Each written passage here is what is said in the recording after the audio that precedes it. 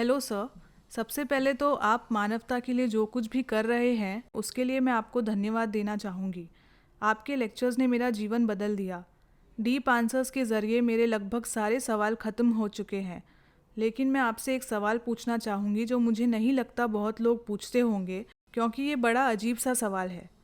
दरअसल ऐसा कई बार होता है कि जब मैं सोई हुई हूँ, मुझे ऐसा लगता है कि मैं अपने बिस्तर से उठ चुकी हूँ और अपने कमरे का लाइट लगाकर ज़ोर ज़ोर से माँ को आवाज़ दे रही हूँ। हालांकि सच्चाई तो यह है कि मेरा शरीर वहीं का वहीं पड़ा रहता है और मैं अपने आप को हिलाने की बहुत कोशिश करती हूँ। मुझे ऐसा महसूस होता है कि मैं ज़ोर ज़ोर से चिल्ला रही हूँ, लेकिन मेरा मुंह हिलता तक नहीं है। मेरा शरीर पूरी तरह से पैरालाइज्ड होता है। मेरी आंखें बंद होती हैं और यह मेरे साथ तब तक होता है जब तक मेरा शरीर जाग नहीं जाता। मुझे यकीन है कि ये कोई सपना नहीं है, क्योंकि जब मैं सपना देखती हूँ तब मैं अपने वातावरण को महसूस कर सकती हूँ। लेकिन इस मामले में मैं अपने शरीर को और अपने आप को अलग अलग देखती हूँ। मैं अपने शरीर को किसी और के शरीर के भांति पड़ा हुआ पाती हूँ। ये चीज़ मेरे साथ तब ज़्यादा होती थी जब मैं 6 या 7 साल की थी, और उस दौरान जब मैं बहुत दूर की यात्रा कर चुकी होती हूँ और डर के मारे जब मैं वापस लौटती तब मैं अपनी माँ को ज़ोर से आवाज़ देने लगती। फ़िलहाल ये सारी घटनाएं कम हो चुकी हैं, लेकिन 7 या 8 महीने में मेरे साथ एक बार ऐसा घटता ज़रूर है। सर, ये क्या है?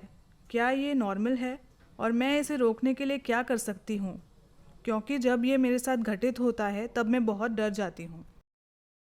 मैंने आपका सवाल सुना, उसमें पूरी क्लैरिटी है। सबसे पहले तो आपने मुझे सुना, समझा और उससे आपके जीवन में परिवर्तन आया, ये अच्छी बात है। अब मैं आपके मुख्य सवाल पर आता हूँ, जो आपका अनुभव है।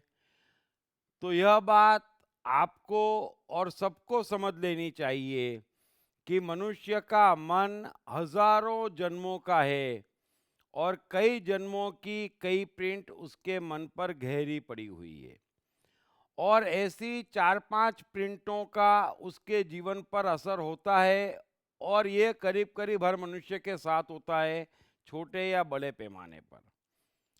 सामने हजारों जन्मों में जो उसने सीखा समझा रहता है, वो भी उसमें अपने आप आ जाता है ना। उसका फायदा भी उसे मिलता है, यही मनुष्य जीवन है। और इस पूरी सिस्टम को गीता में कृष्ण ने बड़े विस्तार से समझाया है।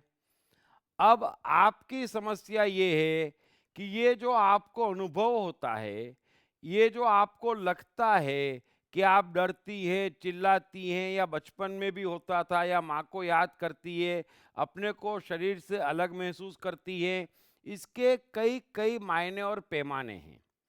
और मैं थोड़ा सा विस्तार से समझाने की कोशिश करूँगा।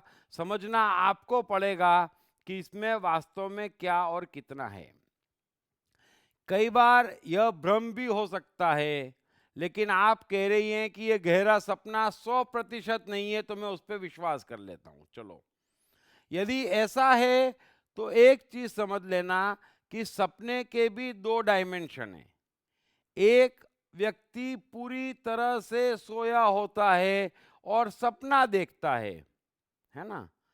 वो भी उससे हकीकत सा जान पड़ता है, लेकिन वो सपना ही होता है और वो सोया हुआ होता है।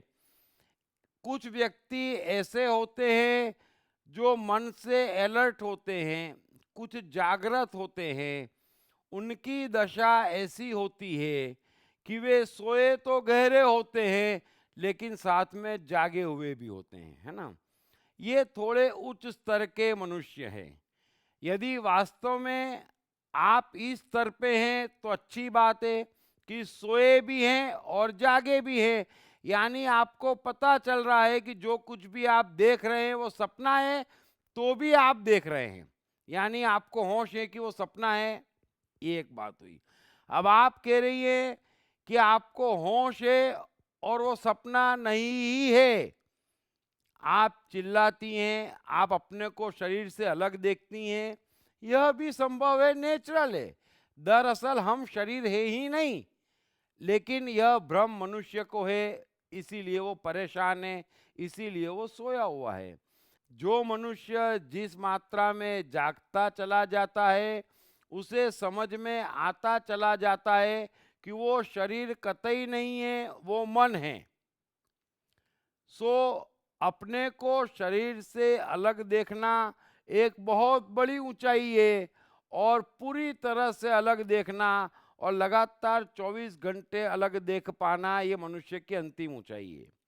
सो आप अगर वाकई अपने को शरीर से अलग देख पा रही हैं, तो उस अनुभव को पकड़ें और उसे बढ़ाने की कोशिश करें।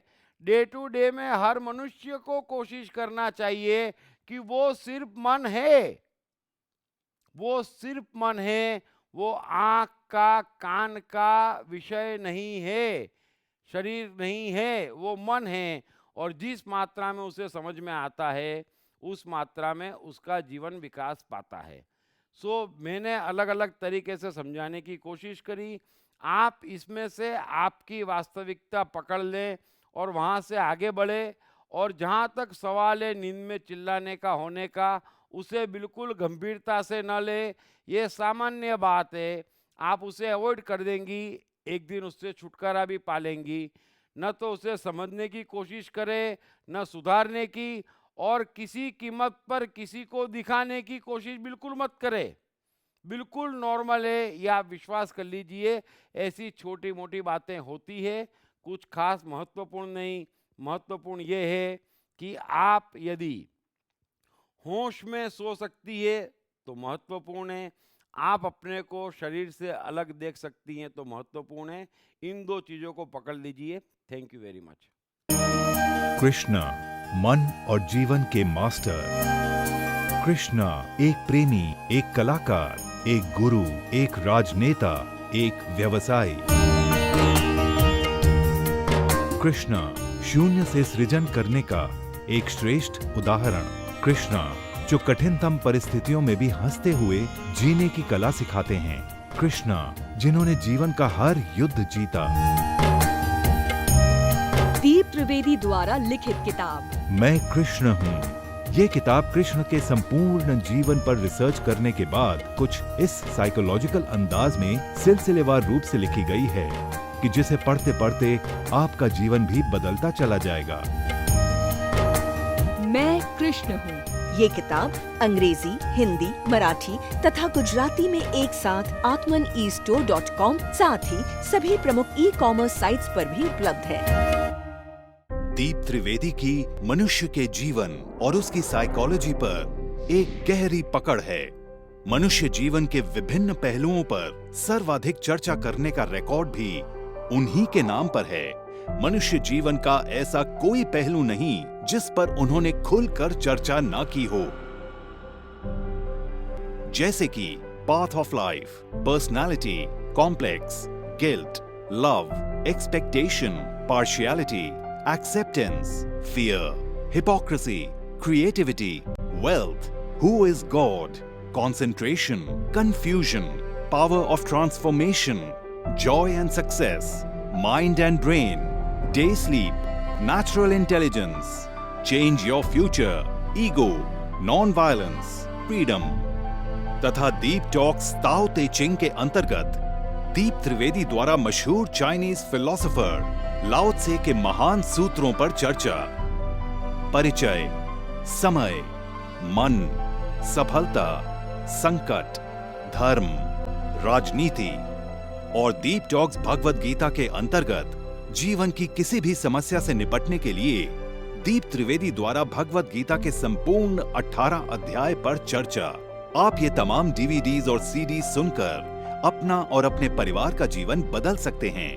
ये तमाम डीवीडीज और सीडीज आत्मन ई स्टोर तथा अन्य सभी ई कॉमर्स साइट्स पर उपलब्ध हैं।